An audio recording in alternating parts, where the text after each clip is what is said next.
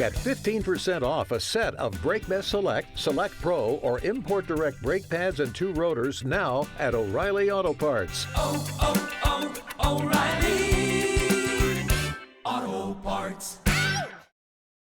While you're listening, go to ArchPodNet.com/members and support our efforts. Let's get to the show. You're listening to the Archaeology Podcast Network. Hello and welcome to the Archaeotech Podcast, episode 186. I'm your host, Chris Webster. Paul is still trekking across the Middle East. Today, I bring on a guest to talk about field safety tech. Let's get to it. All right, welcome to the show, everybody. So, as I mentioned, Paul is still, trekking around the Middle East. As you're listening to this, I think he's supposed to be home, soon. So he should be on the next episode, and we'll get a full debrief on how everything went over there and, the tech solutions that they used and how that went. And as much as he can talk about, he was actually working for another company, so there might be some proprietary stuff he can't talk about. But otherwise, we'll talk to Paul about that when he gets back. In the meantime, we have a guest who you guys probably know. It's my wife, and she works. Hello. She works for Wildnote, and Wildnote often puts together articles and helps clients and has these lunch and learn things, and they talk about in various scenarios different technologies that people can use to do different things in the field. Yeah, field work. So we decided to put together this episode to kind of spin that just a little bit, but talk about field technology items that you could use, but also kind of around the idea of, safety, sort of. Some of these things are kind of safety adjacent. Yeah, like safety and comfort right. A little bit, maybe. Right. But hey, if you're uncomfortable, you're probably not being safe. True. Right? Very true. So there you go. Anyway, Rachel Roden, welcome to the show. Hello. All right. So how can we use technology to create a safer work environment? Yeah, that's the question. And it's really, really important because we have such great technology at our fingertips these days. And sometimes I wonder if everybody's doing everything they can to keep themselves and other people safe in the field. Yeah. And so we thought we would put together a list of not only products that we think would be good. We haven't used all these, but we, think they would be good in that scenario, but also just different software you can use and how that intersection of technology and gear and software can be used together to make everybody safer in the field. So this isn't going to be a Wildnote commercial. No, if you're waiting for that. No. We are going to mention a couple things, obviously, because you can use software, like you mentioned, to do certain things. And one of the things that is on our list here, and we have done this, and you guys listening to this, if you're archaeologists or even if you work somewhere else, you probably created something like this anyway. But creating a daily safety meeting. Some people call it a tailgate safety meeting, whatever you want to call it. Just they like have a different daily names. safety check-in or whatever. But there's always a daily thing in the morning where you gather everybody together while you're fresh, you're getting ready to go out into the field, and just to talk about the hazards of the day. Yeah, and I have to be completely honest and say that I've been not resistant to this in the past, but I definitely have been one of those people standing around rolling my eyes okay, let's talk about snake bites again. Yay. Yeah, I hear you. But at the same time, I want to get that attitude out of myself and also out of other people, because you just have to keep talking about this stuff, because if you don't talk about it, then that's the day you forget about it. And then something does happen. And then all of a sudden, you've got a bad situation on your hands. I think if you have something like Wildnote or whatever you're using, and you create a daily safety meeting form, you can modify that for the project that you're on to include a lot of the common hazards. Like if you are working in a place with rattlesnakes and things like that, sharp rocks and falls and slip trips and falls and, all those sorts of hazards. You can discuss those with your team ahead of time, get those added to a drop-down list, and then that way you have specific topics to talk about. You're just not hey, does anybody have a safety topic this morning? Yeah, literally nobody's going to speak up in that scenario. Right. They just are not going to do that. And then one of the big reasons, like you mentioned, is just jamming it into your skull, right? Even if you're sitting there just kind of not really paying attention, you're zoned out. Maybe you had too good of a time the night before. Maybe you're just who knows what's going on. But if you hear it every single day, Yeah. That time that your buddy gets a snake bite in the ankle and you're way out in a remote area a mile from the truck, mm-hmm. but you maybe have a radio to get back to somebody, or maybe your cell phone works. Maybe none of that works and you're still a mile from the truck. what do you do? And Yeah. hopefully these morning safety discussions, some of that will have stuck in, Yeah. you know, and you There's have a plan. You have an inkling of what you should do in this scenario. Yeah. Yeah. And with Wildnote specifically, and I know that there's other apps that can do this too, you can like tailor the safety stuff to the environment that you're in. So in the summertime, you're going to want to be talking about heat exhaustion and have all the different symptoms of it and what you do when you encounter it, and, you know, what policies the company has in place, or maybe not policies, but what equipment the company has in place to help and counteract that situation.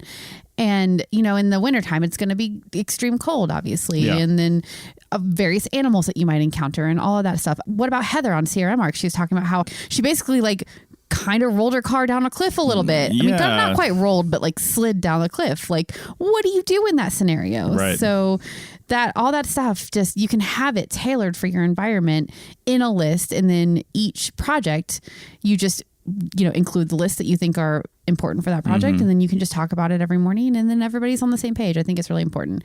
And for you, your day job is with clients that are 100% focused on safety with GunSafe, right? So like, is there anything you've learned from that, from them and these big, massive companies and what they're doing to keep their people safe using technology? Well, I mean, the biggest thing they try to do is, again, hammer in being safe and talking about safety and getting like safe work permits and doing all these things. And for every single task that somebody does, and again, it might seem tedious to do these things, but when, you know, crap hits the fan, it's going to be in your brain what to do. Yeah. Right. And that's why all this stuff does seem tedious. It's like buying insurance. Nobody wants to buy insurance. Right. But you need insurance that one time you need insurance. Yeah, totally. You know, and it's going to cost you if you don't. Well, in this case, it could cost you your life or, you know, something else. So. And I suppose they probably have consequences for their employees if they don't follow the various safety regulations that the company has in place to keep everybody safe, right? I mean, most companies have consequences. They should. Yeah. You should anyway. And the consequences are not just like not having a tailgate safety meeting. I don't know too many smaller like archaeology companies that say, oh, you know, you're going to get in trouble if you don't do this. Yeah. But if you are working on a mine, there's at least several mines in Nevada. They require you to fill out this little card and actually turn them in, because they want to see that you at least filled them out and then turned them in. Right? They can't prove that you actually did the meeting, but the reason they do these things, they go through the expense of printing these cards out, is so they know people are at least looking at them. So at least the person who, you know, filled out the card may have been, you know, jammed into their brain a little bit more what's going on. And that's what all this safety stuff is about. It's about jamming it into your brain at the very least a little bit. Yeah, totally. All right. Well, we're going to talk about a whole bunch of different things. We'll have a bunch of links in the show notes, and we may not even get to everything. This was probably going to be a little bit shorter episode because I don't want to inundate you with just like facts and things. Yeah. And also like products. Like, we're not trying to tell everybody to go out and buy all of these products that we're about to talk about. They're just like cool things that are advances in the technology field that could help keep people safer. Maybe. Yeah. Anything that takes your mind off of, I guess, the unnecessary things, but they're not unnecessary. Like water's not unnecessary, but you don't want to be thinking about it all day. Yeah. You know, you just, anything that takes your mind off of that stuff and puts your mind back on your boots on the ground job. Totally. You know, can help you out. So, and a lot of times, to be honest, that's things. Yeah. You know, we looked a lot of products and things that can help out with that. So for sure. Let's go ahead and take a short break so we can just come back fresh on the other side and talk about working in the heat and working in the cold and all kinds of stuff. Back in a minute. Keep this conversation going by joining our members-only Slack team. There's always vibrant conversations going on over there between members and hosts about the topics we're podcasting about and more. Also get access to our back catalog of bonus material and ad-free shows. You get all this for $7.99 a month or less than $80 US per year if you get the annual subscription. Support archaeological education and outreach by supporting the APN. Go to ArchPodNet.com/members for details. That's ArchPodNet.com/members.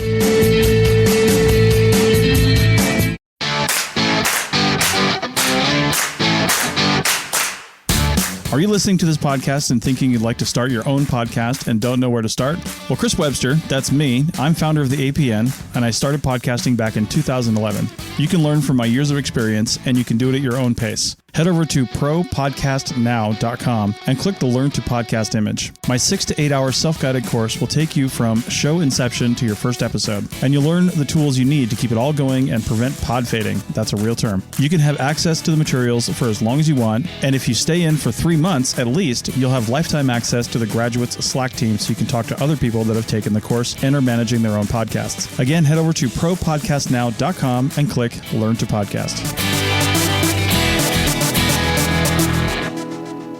Welcome back to episode 186 of the Architect Podcast, and we've got Rachel Roden on from Wildnote, and we are talking about basically technology and things that can help you keep you safe, or at least keep you safer in the field. Yeah, totally. This first one, working in the heat. So some of you guys may or may not know, but we're married. We live in a 36-foot RV. Yes. And I've mentioned that many times on lots of shows. But we started this whole, people do like weight loss programs and fitness programs and stuff like that. Anyway, that's neither here nor there. But we did start one thing that was like challenged you to basically drink a gallon of water a day. Right. And I'm a stats person, and I need to know that I am actually drinking a gallon of water. And I don't want to have to keep track of how many bottles in my water bottle that I've drank, right? Yeah. So I started looking around for a smart solution to that.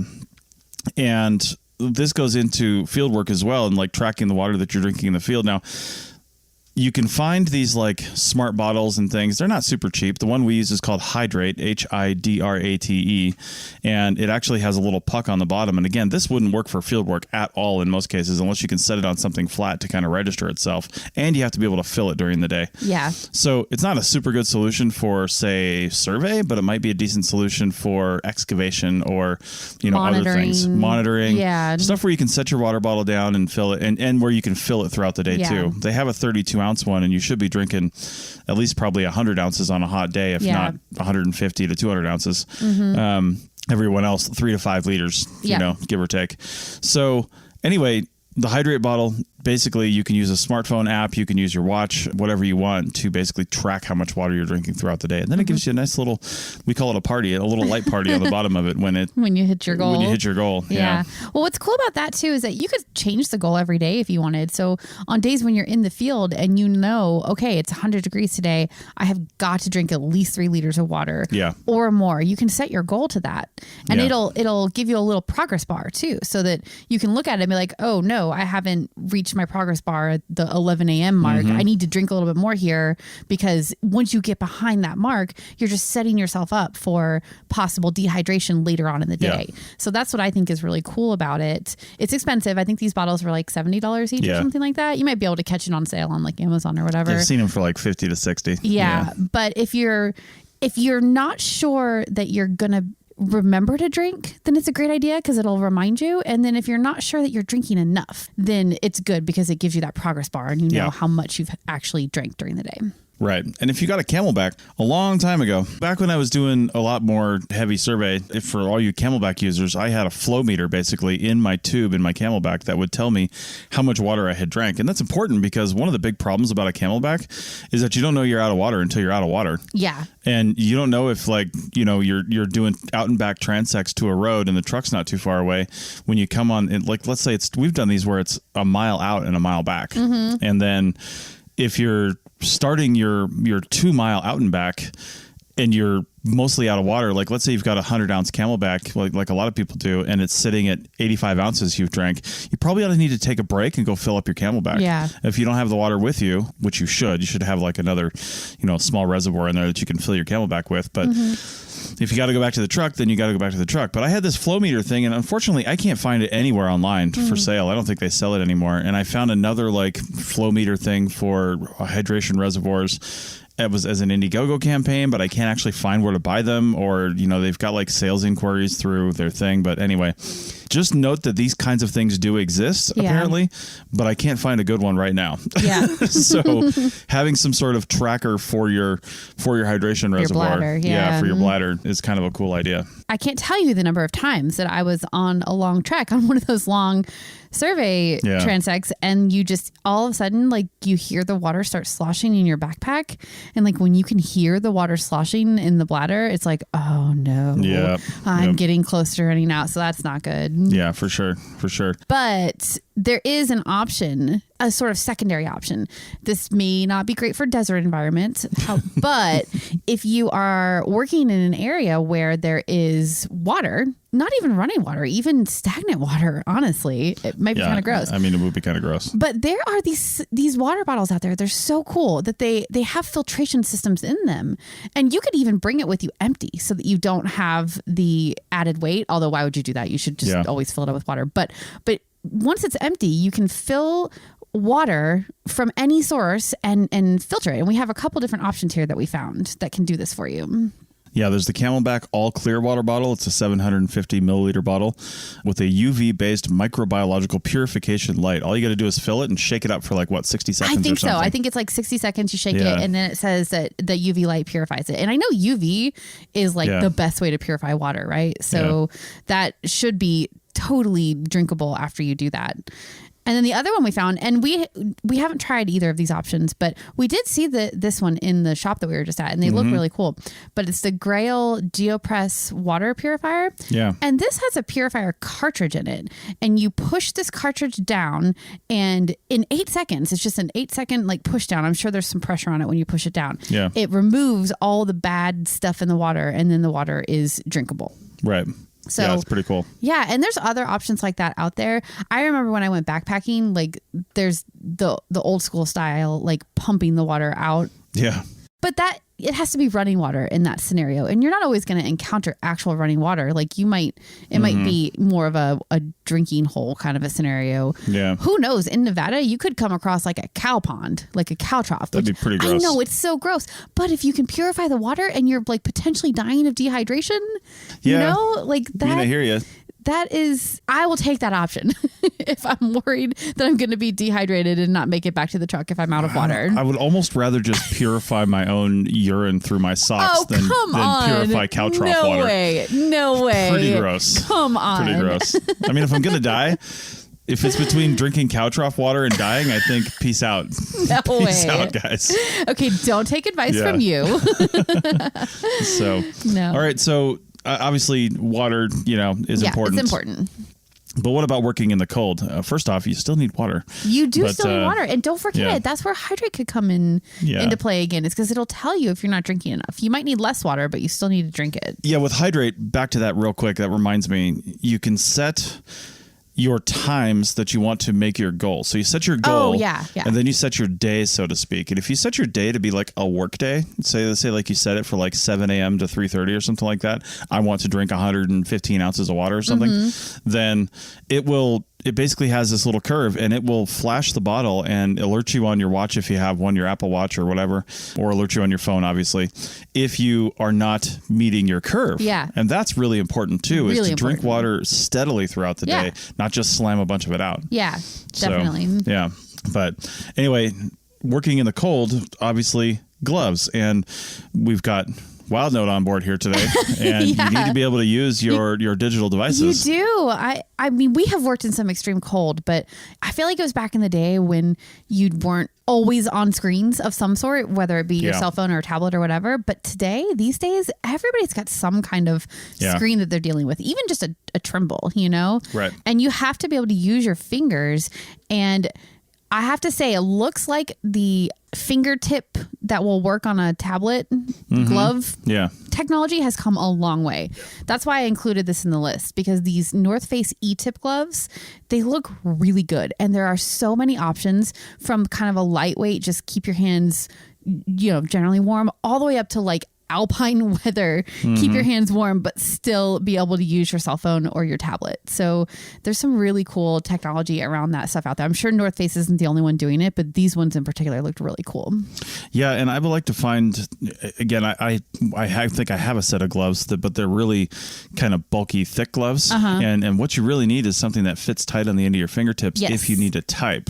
Yeah. Yeah. Now, keep in mind that a lot of devices, I know Android and iOS, most of those devices, because this is device specific, not necessarily app specific, but they will do pretty good voice translation. Yeah. If you're in a cold, windy environment, you don't want to take your gloves off, or you want to wear thicker gloves and you just can't handle moving things on the screen, you can type with voice and you can do it offline. Yeah. Right. So that works on most devices, but also You can use a stylus on Yeah. pretty much anything. If you get a stylus, you can tap out, so if you design your forms with minimal typing, then you can voice type the few things that you have to speak out, and then you can tap out the things you need to with a stylus. So, but that is the problem with these E-tip gloves is they're usually just too bulky, and they're okay for, like, if you tighten up your index finger, they're okay for just like tapping on the screen. Yeah. But they're crap for typing on the screen. Yeah, totally. So I think it's a little bit better with like the iPads and the bigger tablets because you have a bigger keyboard, so less opportunity to fat finger it, Well, and one thing this reminds me of is, this was years ago, so I'm sure the technology's gotten better, but one of my solutions for cold weather tablet usage in Nevada, like 8-9 years ago, I had the really thin Under Armour like base layer gloves, and then I had really thick mittens where the mitten would uncover my fingers and Velcro. Oh, that's right. It didn't even Velcro, it magnetized to the back of my glove. And I like the magnet versus the Velcro because Velcro just gets dirty. The magnet always works. That's right. That was a good system you had. Yeah. So when I needed to actually type, I actually had the E-tip kind of gloves, and they weren't super great, but they were tight to my hand and they worked pretty well. Yeah. And that's why I'm saying they probably work even better now. And back in the day, I remember you could find that conductive thread, and you could actually put a couple loops of conductive thread through your end fingertips of any glove. Yeah, if you have a pair you really like. If you have a pair you really like, and then make them so they work. But anyway, but the main point is when it's really cold, you got to keep your hands warm. So you do not want to be taking your gloves on and off from a safety perspective. For sure. The other thing I found here, I'd never heard of this company before, but it's the Gobi Heat Company, and they make all these different heated clothing items, like accessories. There's a hat called the Crest hat, and it's got heaters over your ears. There's a sweatshirt where the body part of it is all heated up. I think there was a vest too, although that might have been a different brand. Either way, so cool that you can get this like battery powered material to keep your body warm. That did not exist when we were working in Ohio in that horrible frigid cold where we were breaking through permafrost practically. All we had were those stupid chemical heat things that just burn your hands. If you get them on your skin, no, this is like way advanced. And some of you guys out there are probably like, oh yeah, I heard of that already, but it was news to me and I'm very excited about it for the next time we're in cold weather working situations. Yeah, for sure. Yeah. And the last thing before we end this segment here, once you get back into the hotel room and you need to work the next day, getting your boots and gloves dry, if they've been in a wet environment or a cold environment, can be pretty challenging. And oh my God, I remember working in Vermont and it was literally rain every single day. Yeah. And you just be tipping your gross wet boots up onto the heater, which means you just get gross wet boot smell. Into the hotel room, or you're putting the newspaper in there and that's supposed to like wick away the moisture, but then you've got it just never works. And then you're going to work the next day with wet boots. You're setting yourself up for failure, and this might tip over into the comfort side of things a little bit more than the safety, although maybe not though. Like if you're close to freezing and your boots are cold, like that's no good. Yeah, but if you're focusing on your comfort the whole time, you're not focusing on what you're doing. That's true. Yeah, if you're like constantly thinking my boots are wet and I hate my life cold, and I've made poor life decisions. Yeah. Then buy Archaeology. I can go find something else to do with my life. The next day you'll be working at the Gap. Yeah. So anyway, this dry guy boot glove dryers, but there's lots of different things out there. There is, but this company in particular looks really cool. They really focus. They're niched down into this dryers for boots thing and gloves too, but it's primarily boots, and it's a big stand, so you need to have space in your hotel room to set it up. But it's a very quiet dryer, and they say that your boots will be dry by the next morning if you put them on there. There's also a portable one that you can plug into a car lighter thing, so you could dry them like midday if you wanted, at lunchtime if you're getting wet throughout the day. Right. So anyway, really cool company. Take a look at it if you're in a scenario where you need to get your boots dry. Yeah. All right. Well, we're going to take a break, and on the other side, we'll come back and talk about communication and other battery tech and things like that. Back in a minute. What do you use for appointment and task scheduling? I used to constantly move things around in my calendar that were just tasks I needed to do in favor of meetings. Now I let an intelligent AI do that with Motion. In Motion, all I have to do is create tasks with a soft or hard deadline, state how long I think it will take, and whether it can be broken up, and Motion does the rest. It puts the task where it's a best fit for me getting it done by the deadline. The scheduler then puts appointments with people wherever they schedule and moves the tasks around them. Support the APN with a little kickback if you sign up, and try Motion for free at www.archpodnet.com/motion. That's archpodnet.com/motion.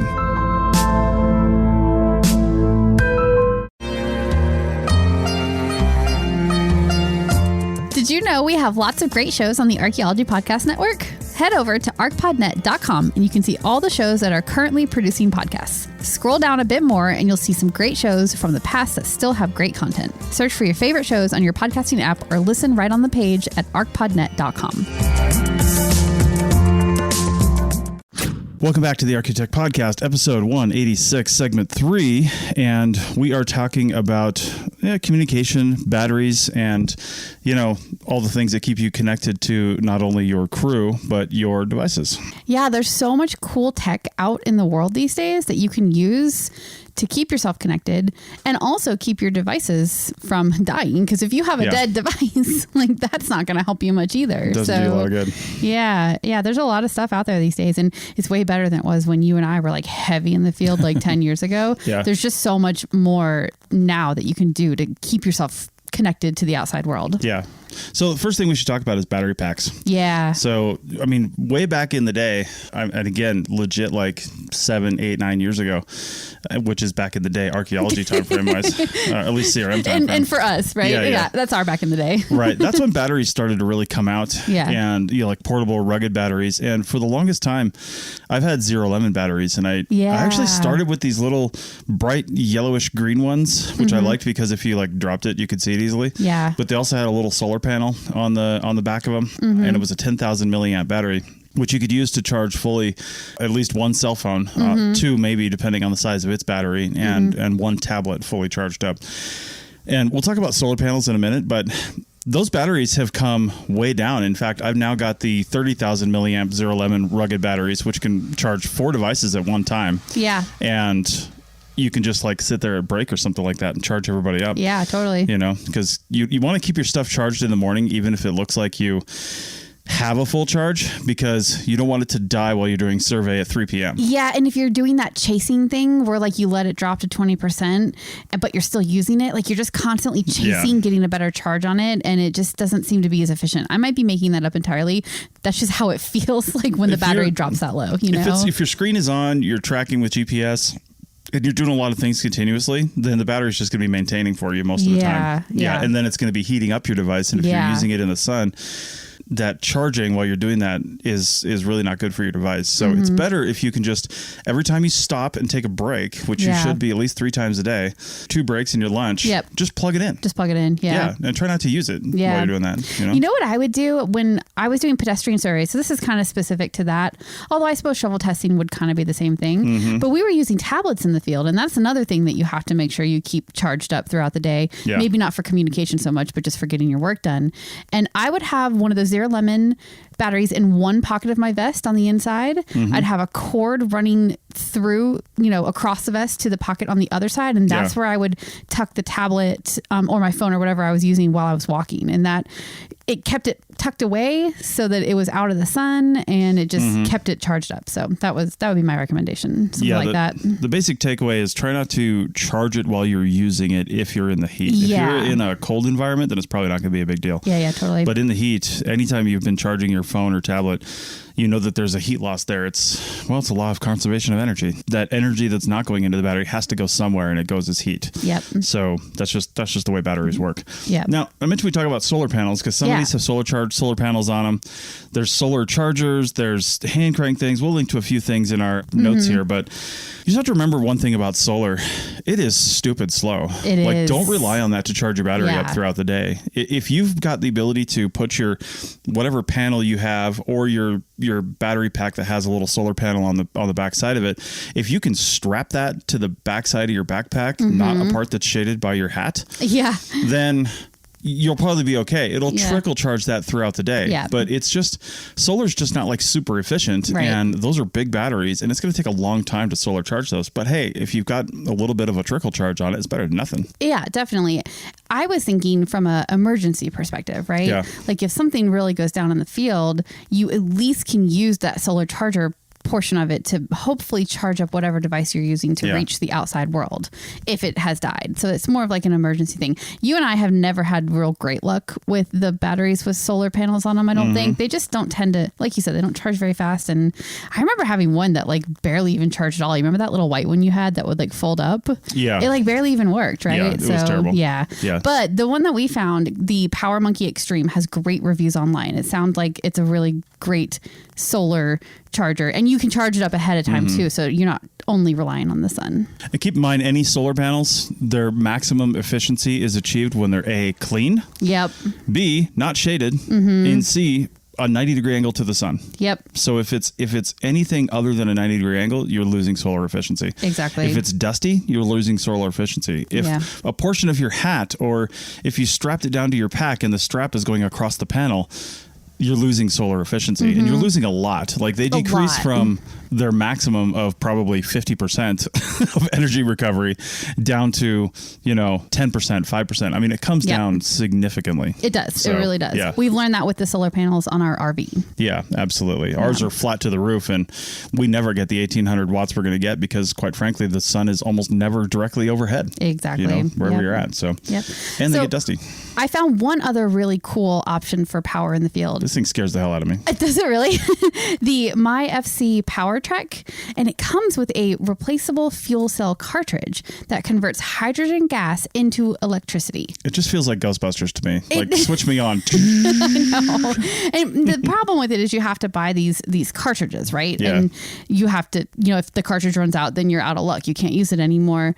I think it does maybe have a little solar panel on it too, but it's like almost useless. So anyway, that was kind of more for backpackers, but I thought if you're on like a camping project or something and like power is really going to be a problem, that could be good for cloudy weather, because cloudy weather happens and then you can't rely on the solar stuff either. So it would be a good backup in that scenario. And that was a good note you made too about power is like if you're going back to an office or a hotel room every day, if you just don't forget to charge your stuff up and walk out with 100% on your batteries and your devices in the morning, more than likely power is not going to be an issue for you. Unless you're really doing some energy hungry stuff, then you're going to be having an issue later in the day. But if you're charging like we said you are to do, whether it's in your pocket or at a break or something like that, you should be able to maintain enough of a charge to get on it. One other note, I know some chargers have this, but also the Zero Lemons do as well. They usually have like a 1.0 and a 2.0 or something like that for charging efficiency. It just means the speed of the charge. Right. And the reason they do that is some devices simply won't take the higher speed charge. It's bad for them, but all your phones and tablets will take the faster charge. Yep. So plug it into the port that has a bigger number on it. Yeah, whatever definitely. your system is. It'll drain your battery faster, but it'll also charge your device up faster. So, you know. All right. So talking about communication now and keeping in touch, one of the cool things, and I saw this, first time I saw this was probably like 7-8 years ago, and they were in like a Kickstarter phase at that point, but the GoTenna system basically, and they have a lot of different levels now you can get basically. They do. Yeah. And I think there's even like subscriptions and stuff that you can get too. So like there's a lot to look at there. But the basic GoTenna comes with 2 devices because it doesn't work with one. They talk to each other. They don't talk to anything else. Yep. The basic one comes with 2 devices. It's $200, so basically $100 a device, but you have to buy the first 2 together. After that, I think you might be able to buy one at a time. I don't know if you still have to buy them in pairs. Just like add them into your system. Yeah, because you need at least 2 for it to work. But essentially what they do is they use satellites and they use sort of line of sight if it's quicker, which means you have to be able to see each other or not see each other physically, but be within, whatever their straight line whatever that device's line of sight is basically. Right. Don't have like a mountain in between you. It'll work. It won't work as good. But either way, it has a pretty good range, 4 miles at least, but they've been tested up to like 26 miles in optimal conditions. Cool. And what it does is the GoTenna links to your smartphone or tablet through Bluetooth. And then through their app, you can use that to see where everybody else is that has a GoTenna, right? Because it's transmitting continuously their GPS location. And also you can send, they call it private chat, but it's basically text messages in between each other. And I believe that's going through the satellites. Okay. Yeah. And it's either going through the satellites or it probably prioritizes the mesh system first. to not, Yeah, because these two devices are making this mesh system together, right? Well, they're linked to each other, and it becomes a mesh when you add a third one. I see. Okay. Because what mesh means is it's not like a hub and spoke deal where you've got a transmitter that's reaching out to different things. That's what a satellite basically does. Yeah. But when you've got a mesh system, you could have one crew on one ridge line, another crew on another ridge line, and a third crew that the first crew can't talk to because they're too far away. But the first crew's message will relay through the second crew's onto the third crew's. Okay, that's so really it kind of cool. like transmits, around the different devices. Yeah. And uses all of those to come in. It looks like you can use, as they build their network of GoTenna users, you can actually bounce that off of other GoTenna users. Other users. Yeah, and they don't even know that's happening. Yeah. If you register your device on their website and you say, I'm willing to be a relay, you don't, it's not like you're not going to get a message from somebody you don't know, right? They're not going to know where you're at either. Yeah, all that's encrypted. So your devices have to be linked to each other, but your device can be used as a relay for somebody else. So as far as like field practice goes, this is again something that might be a little bit better for backpackers, because you could see like a bunch of backpackers having these, and then they're able to like use them to either talk to each other or relay messages, like you said. But for crews, we were thinking it would be really cool if each crew had one of these things, and then all of a sudden they have communication within each other, and maybe one of those crews has cell service, maybe one of them. So if something goes wrong with crew number 1 and crew number 3 has cell service, then they can get a message to 2 and then to 3, and then 3 can get the help that is needed for crew 1, or whatever the scenario is. And the more crews you have out in a remote location, the more chances you have of being able to reach the outside world, which I think would be really cool. It's kind of like an insurance policy a little bit, because it may or may not work, but I don't know, for only $200, it seems like it would be a good investment for a company to make, just to be safe, I know. A neat thing is too, they've got like obviously way more advanced systems where you can get like a Pelican style box that charges them all with a battery inside, and then they just kind of plug into this box at the end of the day. Then you just pass them out in the morning, and it would actually be beneficial for every crew member to have one. It would, especially if you're on big survey and out in different areas, and you're spaced out apart, and it's just something happens. We'll talk about an example of that here in a second. But also with some of those higher end setups, they have actually a screen, like a little device basically that shows your map and shows where people are on the screen without using like your phone or tablet. Yep. But I remember a story when we first worked in Utah. There was a person on one of the crews who she went way off her line because she didn't want to get her boots wet crossing a creek. Oh yeah, I remember and that. And then she like found a place to cross, but then was completely lost. Yeah. And ended up following the creek out to the road and was picked up by a trucker and taken to the nearest gas station. That's right. Crew had no idea where she was. The rest of the crew had no idea because they had no cell service. I guess they didn't have radios either. So or the radios weren't working because they weren't. Yeah. This is 15 years ago when radios maybe weren't as great as they are now. I mean, radios were still pretty good though. I just don't know what was happening. They were. So she was a young field technician who hadn't quite learned the ways of the field yet. But anyway. Anyway, speaking of radios, there are some more advanced radios out there. There are. Yeah, there's these cool ones. The Motorola Talkabout MR350R VP. Catchy. Yeah, totally. No, we've had Motorola radios like the entire time we've worked in the field. Yeah, we still do. But they're just constantly advancing with technology. And these ones specifically, they're flashlights. They can send an emergency alert. They can tell you the weather from NOAA. And they have a super long battery life and a really long range coverage. Yeah. So I can remember trying to use radios, and you're just getting like that. Every 3 seconds you get a sound, and it's not words that you can understand because it's just cutting in and out. So if those work as well as they say, then that would be a great addition for safety purposes to a field crew, and also just helping you do your work better too. Yeah. And then finally, one of the things that can actually help save battery power on your devices is to not have to look at the device all the time, especially if you're just navigating or you're getting notifications from the device. You can get that on a smartwatch. Yeah. And smartwatches have other functionalities too. Like my Apple Watch will actually, like if I have a hard hit or something like that, and even if I like step really hard sometimes, or if it's just like the right way, it'll come up with an emergency thing on the screen, says, "Did you fall?" Yeah. And if you don't respond to this, we're calling 911. Yeah. So and obviously if you're not in 911 range, then that's not going to work. But the nice thing about some of these is like mine's also connected to cell service. So if my phone dies, my watch is going to last all day regardless. And I'll be able to make a call from there if I can get to a hilltop or, something, but it's still going to be connected. It's still going to be working. Yep. So, and back to the water consumption thing too, like our hydrate bottles, they connect to our phones, and then we get push notifications to our watch from our phone, which is using minimal battery from our phone, but it's also reminding you to take a drink of water too.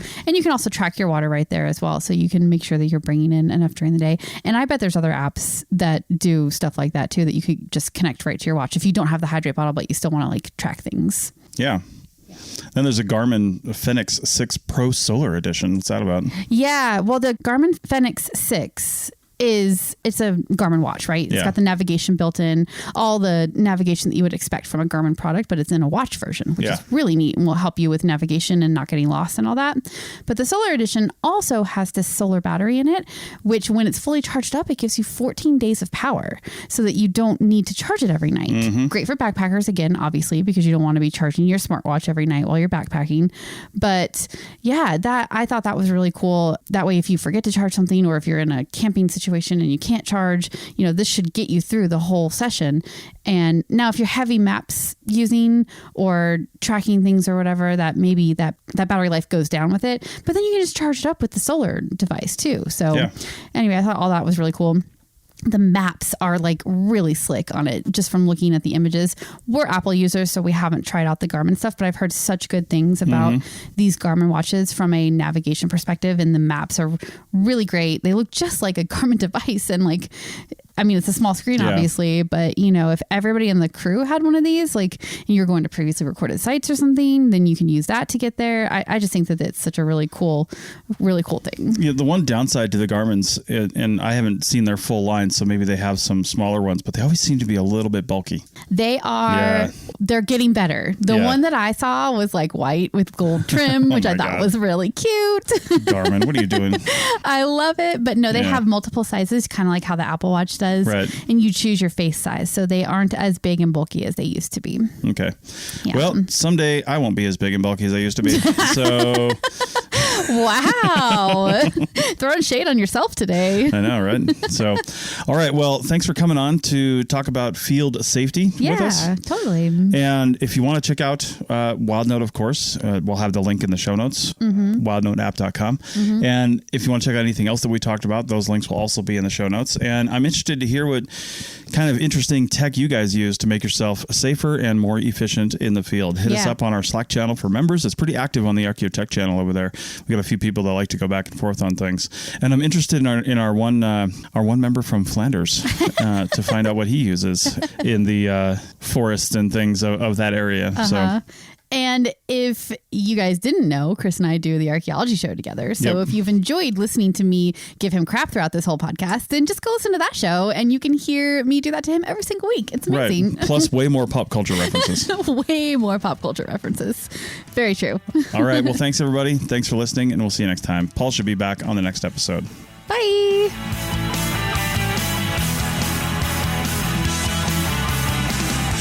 Thanks for listening to the Archaeotech podcast. Links to items mentioned on the show are in the show notes at www.archpodnet.com/archaeotech. Contact us at chris@archaeologypodcastnetwork.com and paul@lugal.com. Support the show by becoming a member at archpodnet.com/members.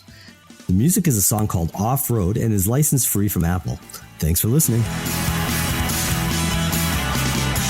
This episode was produced by Chris Webster from his RV traveling the United States, Tristan Boyle in Scotland, DigTech LLC, Cultural Media, and the Archaeology Podcast Network, and was edited by Rachel Roden. This has been a presentation of the Archaeology Podcast Network. Visit us on the web for show notes and other podcasts at www.archpodnet.com. Contact us at chris@archaeologypodcastnetwork.com. This is Chris Webster, founder of the APN and one of the chief editors. Thanks for listening all the way to the end. If you want to keep the conversation going and support us along the way, go to archpodnet.com/members. That's archpodnet.com/members. And thanks for listening.